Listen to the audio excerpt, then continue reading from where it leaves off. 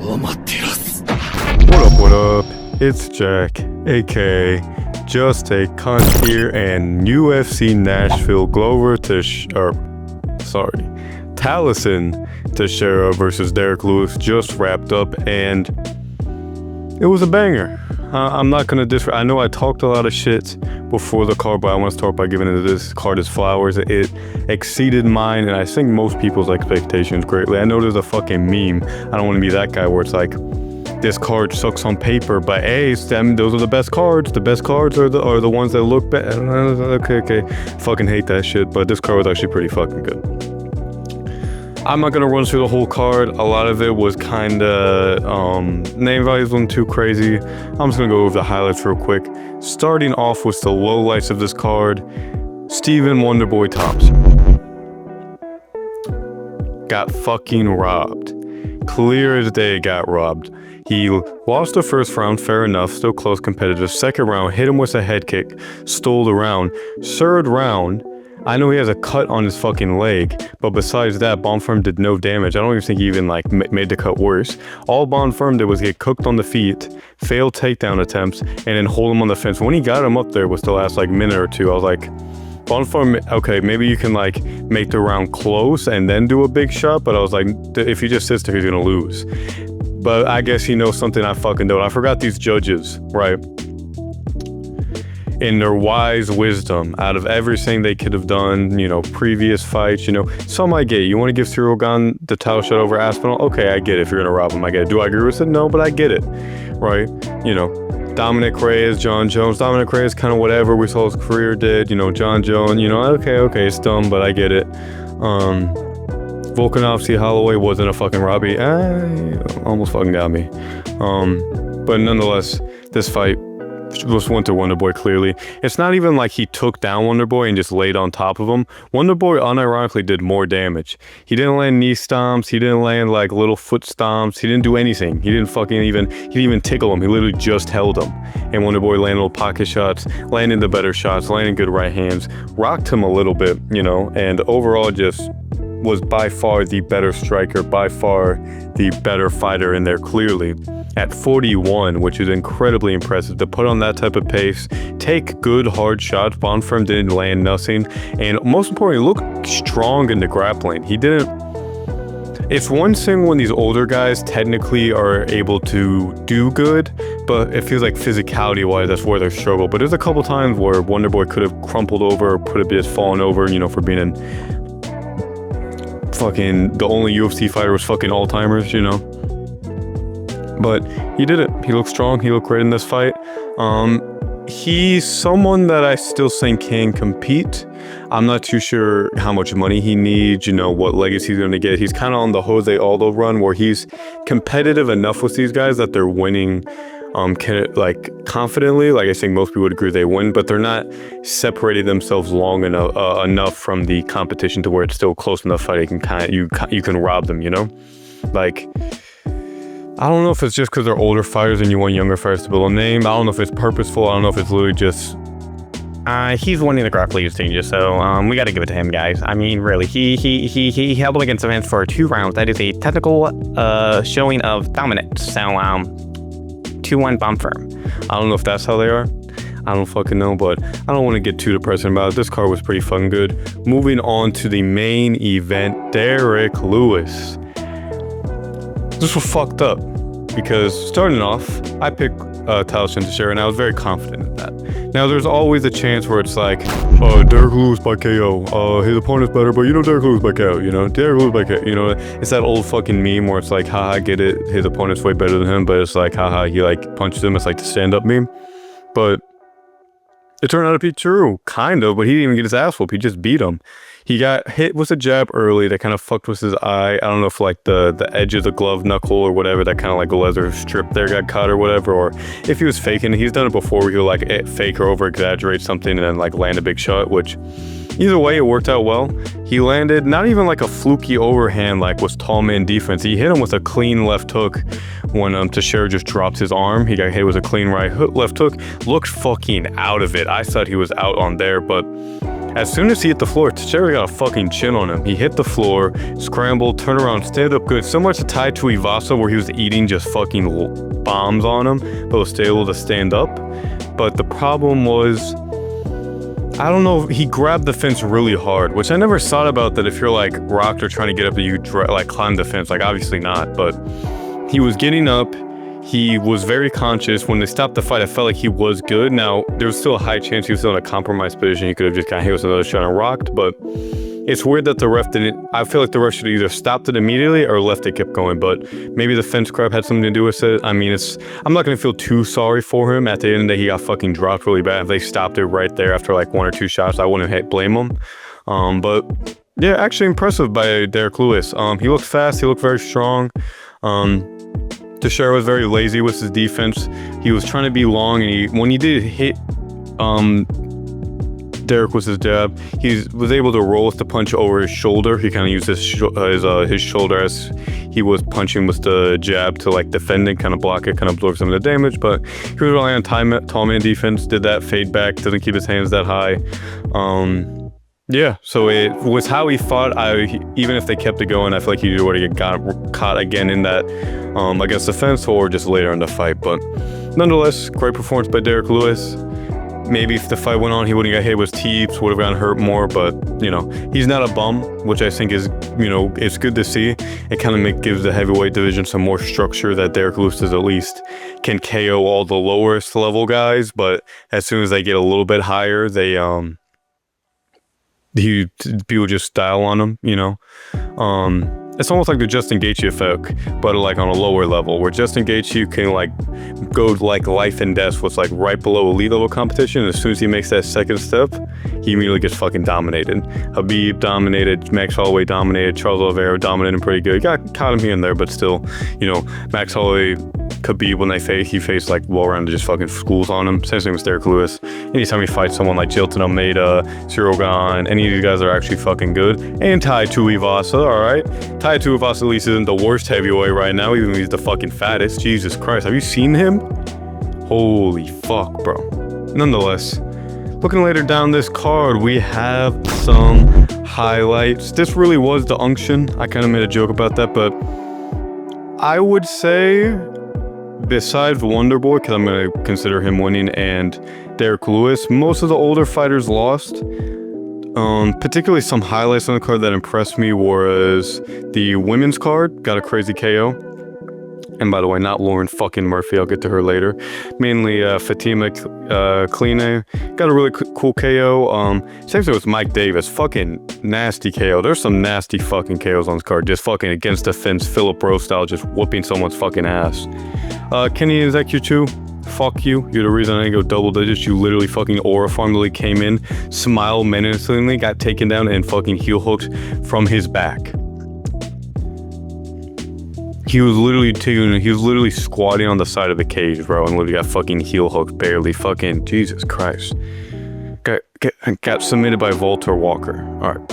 Alright. I'm never picking Eduarda Mora ever fucking again. Holy shit. Bro, she was getting peñaed, bro. Lauren Murphy would literally first round lost, second round dip jab, looks so fucking old, bro. There was literally a time where she got taken down and she literally just fell back. Like, I don't know if you've ever had like a grandma like stumble back at all, like take one wrong step and then do like the slow stumble and they fall like in slow motion, but she literally did that with the takedown. She literally just fell. And somehow, the second round, she was literally coming back with a performance and literally starting to out-cardio her. Losing a round to Lauren Murphy in the big 2025 is fucking embarrassing. Never picking her again. Ass. Holy shit. Starting with one of the impressive performances, Jake Matthews. I can never pick this cunt's fucking fights, bro. Every time I pick him, he loses. Every time I don't pick him, he has this crazy, amazing performance. Fiallo, if everyone's picking Fiallo, Fiallo got happy this time. He's like trains with DC, like took down DC, this, that, the other. Fucking schools him on the feet, knocks him out cold, right? And then later, fights fucking Jedi, or what's his name? Semi-Jedi Max Zellenberger, whatever the fuck his name is. Zellenberger. and just gets fucking dropped every single fucking round and gets like just like, stomped out on the feet. Fights Chidi Nzoukwani, who looked great on the feet, crazy fucking kicks, blasts him in the forearm, looks like he's about to break his fucking arm on the guard. Just takes him down and chokes him out. No problem. No fucking problem. These guys need to start going to fucking sleep, because I swear Jake Matthews was almost falling off, but Chidi just had it come in more. Start going to sleep, bro. Start going to sleep. Fuck it, bro. Like, some of these guys need to realize that, like, at this lower level, it's not like Charles Oliveira has it ranked in. When you're at this, like, not low level, but like when you're on the elite, right? Like, a lot of these guys are going to tire out their arm. Someone like Jake Matthews is going to go for the finish. He's, you know what I mean? A lot of these guys' fight IQ aren't as high as they're going to be as they're older. So, like, I'd say go to fucking sleep, but what do I know? Moving on, Chris Curtis. It's hard being a Chris Curtis and Yair Rodriguez fan, man. Because, God, can he just shut the fuck up and fight, bro? Like, got kicked in the nuts. You know, I'm not gonna, I know, like, the cup can move, it can, like, pinch you. I mean, I'm a man, I got a pair, I got some nuts on me. I understand that sometimes the fucking zipper can take me out for half a day, right? So that, bro, and then the fucking headbutt, where I look at the replay, and it's like they both headbutt each other, right? This isn't like Bobby Grimm, Jared Gordon, bro. They literally both barely scrape each other, and he immediately starts fucking whining, bro. Apparently reports to HR, bro. Calls the manager right away, bro. Fuck. And the thing is, he looked sick as fuck. He could have gained some fans of this fight. Now going to split decision with Max Griffin is absurd. Chris Curtis is weird because depending on the stylistic matchup, he's an incredibly good fighter and an elite of what he does, but he's just a less versatile Sean Strickland. Sean Strickland does a better job of forcing fighters to fight his fight, where Chris can't really do that. He can kind of only run at you menacingly, right? So if you're a Jack Hermanson, if you got a long frame, if you're like a Ian Gary, someone like this, you could do a pretty good job of jab and moving. Now, Max Griffin tried doing that, but he's smaller than him. He couldn't really gain the respect. He didn't really mix in the grappling. He wasn't really doing as much of the tools-wise to where Chris Curtis could literally run at him, eat his shots on the guard, and just kind of land the better shots. Now, I don't think it was a split decision, but Chris Curtis needs to stop having Pokemon battles. What I mean by that is he needs to stop hitting someone, waiting for his opponents to hit back on his guard, block, smile at them, and then keep going. Like, the judges aren't just going to see shots hitting your guard and not care because, like, you didn't react to them, right? I understand they're not hurting him, they're laying off guard, he's moving with them, he's boxing well with them.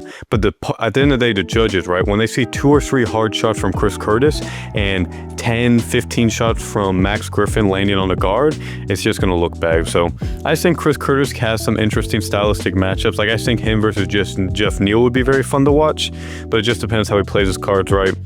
Not sure what he wants to do from here. Wouldn't mind Jake Matthews, Chris Curtis. No, they're on the same cards, but I think there's some interesting things with Chris Curtis, and I hope he's able to improve. But at this age, where he's at now, his ego seems to get the best of him. You know, I don't have crazy high hopes, but I still like the action, man. Still one of my favorite vets to watch.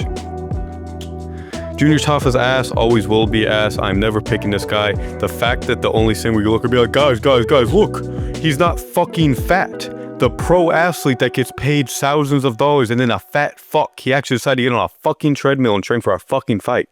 The second I hear that, I'm picking the opposite guy. Derrick Lewis does this every fight.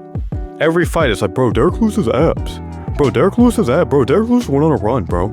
And then same thing with Junior Tafa. These fucking Samoans, they feel entitled, yeah? Because, like, Mark Hunt walked in there with the fucking, he do the little, like, Philly shell kind of thing where he puts his hands like right and like dips to side and side and just swings a big overhand and KOs people, right? Unfortunately, fighters are slightly less shit than that, and now they're just falling off the planet. We need some more movement. We need to see some fucking kicks. We need to see him lose some fucking weight, or at least learn how to fucking grapple so they could use it somehow. Ass, Tuco Tokas, ass, cut them both, fucking bums.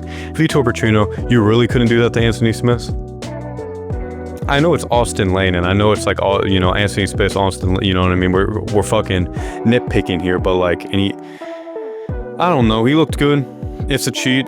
Same thing with Kennedy. If you're ever in a low point in your light heavyweight career, just bounce up, get some wins at heavyweight, and come back down. You get free momentum. Just pick out some of the shit ones. Like I want to say Junior Tafa, but he literally came down from heavyweight. That's how fucking dog shit he is. But Rakic, you're kind of in a low point. Jamal Hill, go up and just fucking school someone, yeah? Like, just fucking school someone. School, get an easy KO, get some wins, you know? Maybe you got an injury, you know, cutting down's hard to do cardio, or, you know, running sprints is doing strain on the joints, you know? Take it easy, go on, get a free fucking first round finish, go back down, you know, call it a day. You need a little, you need an artificial boost in your career? There you go. Moving on, Nate Landwehr. He was winning, you know, like he was getting like the Nate Landwehr special where he's getting outskilled, but Morgan Sherrier's kind of shit. I mean, he landed good shots, but like he busted up Nate Landwehr's like holy fuck, calf. Busted up really bad, had a bunch of fucking like warts on it, like bumps and shit, like looks like Joanna Jędrzejczyk's fucking forehead in the Wei Li Zhang fight, like really brutalized it. But yeah, I don't know, it was one of those things where Nylander was gaining the momentum, gets caught, his chin's kind of failing him, he's getting older, but a fucking ruthless KO. I'll give Morgan Sherrier that. He was kind of shit this fight, but that was a fucking KO, bro. Literally like one of the most brutal against the fence landing shots, just a fucking phone booth scrap, man. Fair play. I don't like Morgan Sherrier. He's kind of a shit fighter and he seems kind of like a cunt. Never heard him speak before. Just all French people seem like fucking cunts and I just don't like them. But KO's Nate Landwehr, so pretty sick. Someone in France has testosterone. Fair play. Calvin Kattar, Steve Garcia. Steve Garcia's good, bro. I was looking at some videos of him. This card, I'm not gonna lie, I kind of phoned in a little bit when I was doing predictions. Still went 9-3. But Steve Garcia looked fucking good, bro. I know Calvin Kattar's taken a slide since blowing out his knee. I know people blame it on the Max Holloway fight, but for me, he should have beaten Josh Emmett. The Arnold Allen fight, he was looking good, but he blows out his knee, and then from there, he takes a big step down in competition. Now, I'm not saying he would beat guys like Yusuf Zalal, Steve Garcia, stuff like that, but it's just an uphill battle. Someone like Steve Garcia who moves so well, but the only thing that's worried about Steve is that he's good, but it seems like he can't rock people. He doesn't have crazy power, so he may struggle against guys that are willing to eat a shot, to give a shot, that are willing to trade with him. But he did drop Calvin Kattar. I'll give him that. Looked really good. Just looked fucking slick. Similar to like a more technical Dustin Jacoby. He's that type of style where he's like almost kind of stiff, wider stance, keep his hands a little, bounce it around, a lot of movement, good counters, but did a really good side of the outside foot. I don't know what I mean, but he was doing a good job staying the outside foot, going on the outside of Calvin Kattar's long jab. Calvin Kattar loves to do like a very long jab where he'll like take his time doing it. Like some people like will do a very snappy, very like jab. Calvin Kattar, it's hard to describe, but he's a little bit more pawing type jab where he's just like trying to mix up the momentum. But Steve Garcia did a really good job moving on the inside, busted up Calvin's nose again. Yeah, very impressive performance. Keep an eye on Steve Garcia. Not super young to my belief. Let me double check how old he is. I'm pretty sure he's like 30 something. Nonetheless, very good performance. Look out for Steve Garcia. Very solid card. Predictions for next week's card, Max Holloway versus Teixeria, will be coming up tomorrow or Monday, maybe Tuesday. I'm kind of not as stressed out of getting this done as soon as possible, but nonetheless, I hope y'all enjoyed it. Very good card. Shout out Derrick Lewis getting that early stoppage. Nonetheless, hope y'all enjoyed why the fuck is Canelo versus Crawford boxing sales on my UFC website? It's fucking disgusting. Holy fuck, disgusting. Oh my fuck, bro. Why is it so hard to find someone's fucking age, bro? Oh my fuck, I can't find his age. I don't give a fuck. Steve Garcia, he looks 30. Probably not that old though. Anyway, hope you enjoyed it. Have a good one.